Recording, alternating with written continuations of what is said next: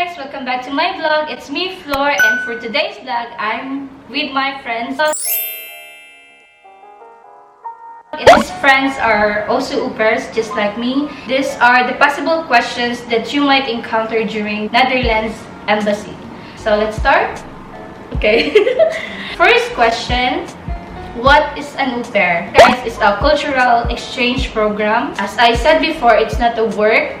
So, but maybe if kung gusto mo siyang sasagutin sa embassy, much better na sasabihin mo na au pair is a cultural exchange program. Diba? Yeah. Kung saan yung, ano ang mana nyo, ano ang madagdag nyo doon? Like, I think much better, diba? Direct to the point, tas wala nang paligoy-ligoy. Kasi pag mas mataas yung sagot mo, maraming mas possible na maraming tatanong yung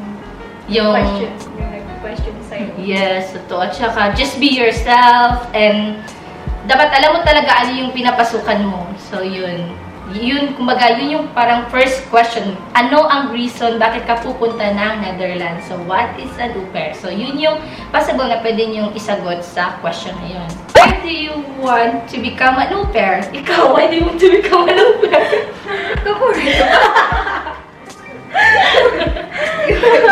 Ikaw, why do you want? For me, I want to become an au pair because I like to travel, I like to explore new things. Yeah, ganun. So, Yeah. how about you? To experience new culture, to learn new language, at ganun din, to travel free. Yeah, travel for free. But guys, in reality, it's not really free. You still have to pay on your own, di ba? Yes. Diskarte. Yeah, diskarte lang yan siya. So yeah, that's the reason. But for you, di namin alam kung ano yung purpose mo or what is your main reason why to become an au pair. And also, how does it feel to be outside of your comfort zone? Yes, that's true. What was your work before you decided to become an au pair? Ano na work? Consulting. Stripper joke. Slutcher. Joke lang. No. Actually guys, ito na yung personal questions. Diba, personal questions siya kung ano yung experience mo or work mo. Siguro related din siya kasi au pair is not easy because you have to take care of the kids. And then siguro tinatanong yun ng embassy dahil gusto nila ma-relate yung pagka-au pair mo sa past experience mo. So, sabihin mo lang kung ano yung if ever tatanungin nila. Okay, how did you hear about the au pair program? Mostly in social media. Ako sa kasamahan ko sa trabaho. Social media. So, siya yung nag-influence sa'yo na how did she convince you to be in a au pair program? No, she really didn't convince me. In a way of posting pictures or maybe nakita mo yung pictures niya in social media. Ganun. So, nainganyo ka doon. Nainggit ako. Wow! Amazing! Amazing! Tapos free lang siya. Ganun. Yeah, ako din, actually, at first, nakita ko din siya sa ka-office mate ko sa Facebook na sabi ko, wow, she's in Europe, tapos, how can she do this? Parang ang dali lang para sa kanya, parang libre, ganun. Tapos, kaya na-intrigo ako, parang gusto ko din mag-explore kasi yun nga yung hilig ko na mag-travel. Tapos at the same time, nalaman ko na ang au pair is about traveling, making new experience, exploring. Tapos, at the same time, libre din siya kasi bibigyan ka ng free transportation ng host mo during your free time. Diba? So, ikaw, paano mo nalaman sa social media? Same, but no same. Sa social media, Facebook. Yeah, Facebook, yeah. Okay. What are your tasks as an au pair? 3 times a week lang. 3 times a week. Okay, cool. Kasi yung iba... Tuesday tsaka Thursday, nasa daycare yung bata. Cool. So, ang dami mo palang time para... Oo. Wow, that's good. Kasi sa ibang au pair, Monday to Friday, nag-aalaga talaga ng bata. Tapos meron ding iba, nag-aalaga at the same time, naglilinis din. Pero dito kasi sa Netherlands, guys, there are more focus on taking care of the children, right? So, hindi sila nagbibigay totally or more in household chores. Kasi meron silang cleaners, tapos, yeah, there are order people, kumbaga, organized people sila. So, wag mo yung problemahin. Pero dito lang yun sa Netherlands. There are some countries na pag-compare, ibang treatment doon. Yung iba, more on cleaning. Yeah. But still, you have babysitting. Yes. So, sa'yo, anong Wala. wala siyang ginagawa, guys. Ano, di ba naghahatid ka ng Hatid mga... sundo. Naghatid sundo siya ng mga host kids niya. Yes. Sa akin din, nag-ano lang ako, babantay lang ng baby. Tsaka Pero, yun lang, hatid sundo lang talaga. hatid sundo. Tapos, anong ginagawa mo during your first time? Cellphone. Anong reaction ng parents niyo when they knew na sasali kayo as an au pair and going to Europe? Wala. Wala. Why? I've been on my own, kaya. Oh, okay. Yeah, it Okay. depends. Yeah, it depends. Pero on your part, Ako, di talaga sila approve. why? Kasi First time. first time ko malayo sa kanila. Mm. Oo. But how, bakit nandito ka na ngayon? Porsigido kasi ako na mag-travel on my own. Kaya you want to be nandito ako. independent. Yeah. Independent. Independent, okay. Yeah, pero how you feeling right now? I mean, since andito ka na, of course, nakausap mo na yung family mo, ano yung masasabi nila sa'yo? Are they proud of you? Oo, proud sila sa akin kasi nakapunta ako dito mag-isa. Nahirapan ba ba? Nagagawa na hindi nagagawa sa Pilipinas. Ano yun? Ay,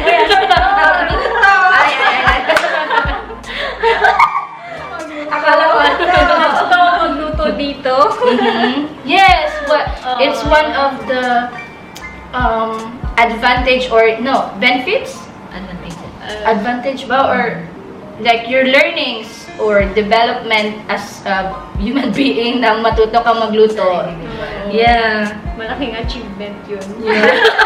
Napakalaking achievement ko. So, okay. How many siblings you have?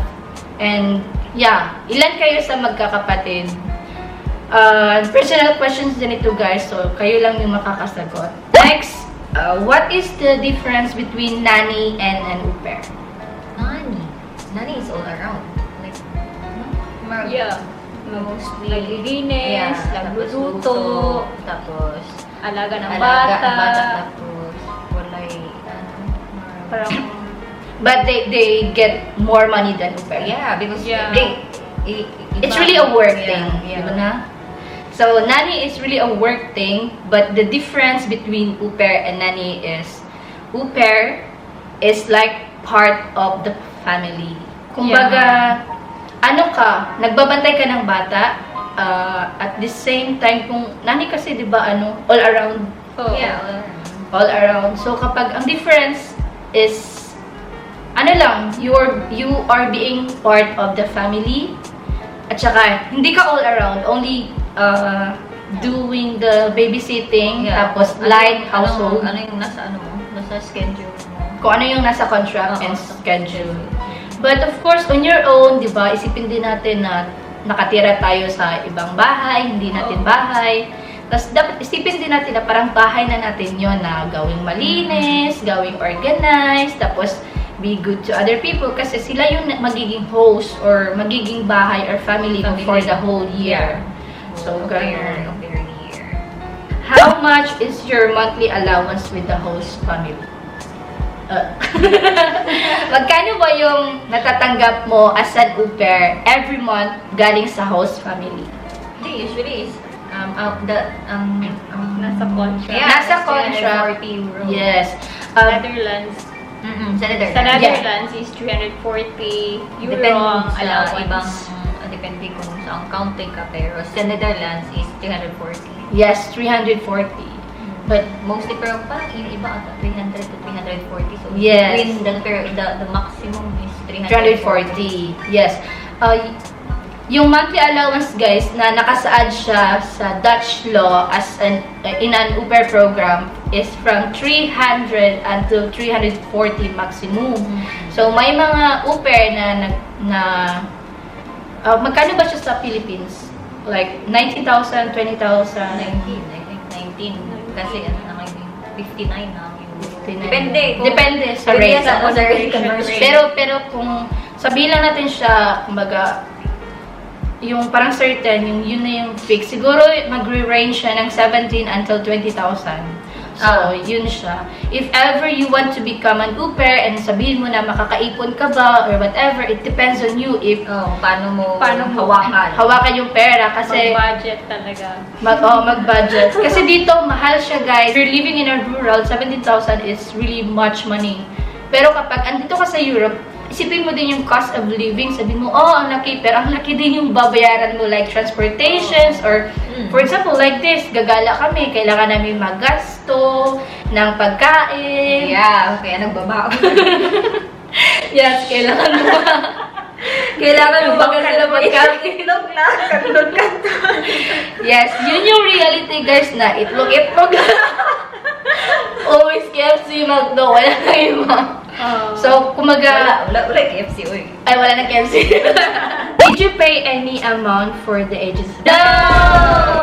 Why did you not pay for the agency? So, host family. It's host families.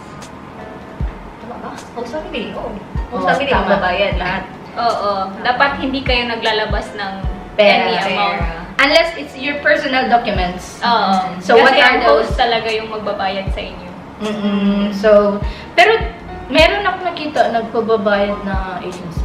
Maybe, I don't know, Oo. Yung iba, yung open for all, kung need mo bayad ng siguro parang 24 ata. Sa amin, di kasi. Pero depende yun kung ikaw magbabayad or yung host mo. Pero paano kung Pero feeling ko yung pagbabayad is your seminar or something. training pala. Training, oo. So, there are some agencies na nagkakandak ng training without payment.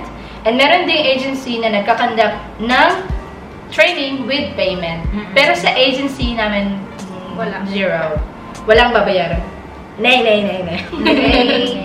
No. Which city or country would you like to visit in Europe? So, on your part, of course, Whole Paris. Whole Europe. Yeah, whole Europe. As long as whole Europe. Pero, As long as, as long as may pera. support pa. Oo. Ang So, dada. ano na ba yung mga napuntahan nyo na city dito sa Netherlands? City? City, ang dami na. Sige, Ang dami na from north to the south, east to west. Yeah. Nice. Sige, I don't- sample. Groningen, Maastricht, Den Bosch, Haarlem, Den Haag. Den Haag, Utrecht. Utrecht, Dami na nga. Alkmaar, Arnhem. Nijmegen, Volendam. Nee, Nee. pa. Yeah, that's Kuningin. Groningen. Oh, madami na. Amsterdam. Amsterdam. Yes. Of Number course. 1. Pag naging over ka, magsasawa ka na lang sa Amsterdam. Dati pangarap ko lang yung Amsterdam, tapos ngayon laagad. Ngayon, parang last choice na si Boring Amsterdam. Yes, so, yeah, I think one of the best thing as an au pair is to explore the whole Europe. Yeah. And most of the people likes to see what's the beauty of Paris, what's the beauty of Amsterdam, you know. Pero yun talaga yung parang best shots as an au pair, mga perks of being an au pair. What do you know about the Netherlands? Of course, you have to know kung anong country yung pupuntahan mo. Kailangan mo mag-research para pagdating mo dito, alam mo na yung pupuntahan mo, ano yung agenda mo, ano yung reason, di ba? May purpose ka. At least alam mo kung ano ang May- madadatnan mo pagdating or kung ano ba yung Netherlands. Yes. So, May overview. So, ano yung nasa Yes. isip nyo nung before nyo na isip na Netherlands? Ano yung nasa isip nyo na, what is Netherlands? Tulips Tulips. and bikes. Bikes. Bikes. Yeah. Yeah. And Sa akin canals. Canal. Yeah. Sa akin na din tulips, at the same time is yung weed, you know? Parang naisip ko na, wow! Kasi di ba pag sabihin mo Amsterdam, oh, it's like Canada. Like, free yung weed, di ba? Pero, yeah, tulips, bikes, and windmills. So, yun yung naisip ko. A lot more to offer. So, what is your expectation versus reality in Netherlands? Yung sabi nyo, ito yung expectation ko, oh wow, maganda pala ang Netherlands. Pero yung in reality, what are those? No, Sample. No, I mean, for me, sample, sabi ko, gusto kong malaman yung mga tao, yung culture, tapos sabi ko, alam mo, babait, ganito, ganyan. Pero in reality, mabait sila, pero ang direct pala. Pero natural. Natural lang yan kasi yun yung culture nila. Sila talaga. Pero parang feeling ko na-achieve naman lahat ng expectation. The weather. Ay, oo. Ang weather lang. Iba talaga yung Iba weather. talaga. Ano yung weather na... Umaga. Experience ko yung 4 season in one day. Like, spring, winter, summer, and then autumn. So yeah, parang sa umaga mag-snow, pagkahapon mag-ulan, pagka mamaya magkasan. Pero depende kasi most hindi naman ganun ka snowy na yung ng Netherlands, diba? This year lang maganda kasi nagka-snow talaga ng mga tagal-tagal. Global warming. Ang swerte natin kasi naka-experience tayo. Yes! Do you have friends or relatives in the Netherlands or anywhere in Europe? Ito yung madalas sa akin, question na sa akin na, ate, ma'am, kailangan ko bang sagutin na meron akong kakilala sa Europe or anywhere in Europe or in the Netherlands or where am I residing as an au pair? What do you think? Sa akin, hindi mo na lang sabihin na Hindi mo na lang may sinabi. kakilala ka or may relatives ka dito kasi Huwag mo na lang sabihin siguro. huwag mo na lang sabihin kasi marami pa sila sabi itatanong nila, sa'yo. yun daw yung isa daw yun ata sa magiging reason baka ma-hold ka or ma-decline yung application mo. Pero Yes. depende ata. Yeah, parang ma-recall ko yung sinabi mo na less talk, less mistake. Right? So, I think it's better talaga na hindi na lang sasabihin if ever my friends or relatives ka here. Kasi may Kasi, mga relatives naman. Mostly. Ay, depende din. Kasi yung iba wala talaga. Pero may mga friends ako. yeah, so, And- wag niyo na lang sabihin, Relatives. guys. What are the names of your host parents? So, I think you should really know who are you. malalaman mo din naman yun. Yeah, I mean, of course, you have to know your host parents. Paano mo hindi malalaman yung, kailangan alam mo yung address, name, and birthday. Name and birthday. ng mga anak kasama yung Also, name ng mga children, kids. So, yun yung pa-important thing. Para hindi lang yung side mo yung alam mo. Alam mo din yung side lang, host mo. Yes. Kasi yun din yung parang ng agent or yung employee ng embassy na she's really interested to this alam mo family. yung family, alam mo yung kung ano sila, alam mo yung info ng family. Yes, I think that's the most important thing. Oo, kasi yun. Sinaulo ko kaya yung address ng host ko, tapos mga names sinasabi ko pa sa interview. And yes, di ba parang birthday, kasi parang naisip ko baka tanongin, if ever na itanong sa inyo, may masagot kayo. Pag alam nyo din yung anong work ng host, what do they do for living, yeah. diba? So, may aso, char. So, ganun. May pet, diba? Yes. Sabihin mo rin yung may pet. Oo, yung iba may pet. At saka, guys, yung pet nila is they treated as part of their family. Yes, so I think that's all, guys. You have more questions? No. Wala na. Okay, I think that's all, guys. I hope all those possible questions ay nasagutan namin and sana nakatulong din yun para sa incoming interview nyo for the Dutch Embassy. And if you have more questions, just comment down below and I will try to answer it. And also, I would like to thank my friends here for joining me in my vlog and just say hi first. And guys, please don't forget to subscribe on my YouTube and I think you can follow also them in their social media. No. Yeah. Yes, just okay. I think she also have her she has her YouTube YouTube channel. channel. So guys, please subscribe. I'll just put her YouTube channel here. And guys, that's it. And thank you. See you next time on my next vlog. Bye!